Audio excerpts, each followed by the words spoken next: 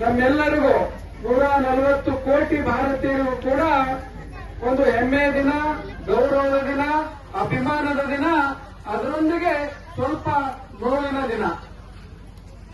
ಯಾಕಪ್ಪ ಅಂದ್ರೆ ಇವತ್ತು ನಾವು ರಾಷ್ಟ್ರ ಸಂತರ ಸನ್ನಿಧಾನದಲ್ಲಿ ಕುಳಿತುಕೊಂಡು ಹೆಮ್ಮೆಯಿಂದ ನಮ್ಮ ಆಚಾರ ವಿಚಾರಗಳನ್ನು ಅರ್ಪಿಸುತ್ತಾ ನಗುತ್ತಾ ದರ್ಶನ ಆಶೀರ್ವಾದ ಪಡಿತಾ ಇದ್ದೇವೆ ಬಂದರೆ, ಈ ಒಂದು ಸ್ವಾತಂತ್ರ್ಯ ನಮಗೆ ನಿಮಗೆ ನಗುತ್ತಾ ಬಂದಿಲ್ಲ.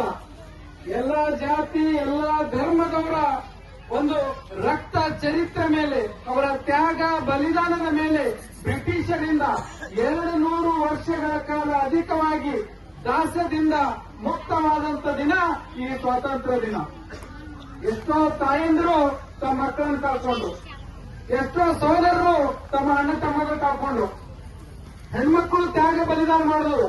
ಇಷ್ಟೆಲ್ಲ ತ್ಯಾಗ ಬಲಿದಾನ ಅದರ ಫಲವಾಗಿ ಇವತ್ತು ಭಾರತ ದೇಶ 80ನೇ ವರ್ಷದ ಸ್ವಾತಂತ್ರ್ಯೋತ್ಸವ ಆಚರಣೆ ಮಾಡ್ತಾ ಇದೆ. ಈ 80ನೇ ವರ್ಷದ ಸ್ವಾತಂತ್ರ್ಯ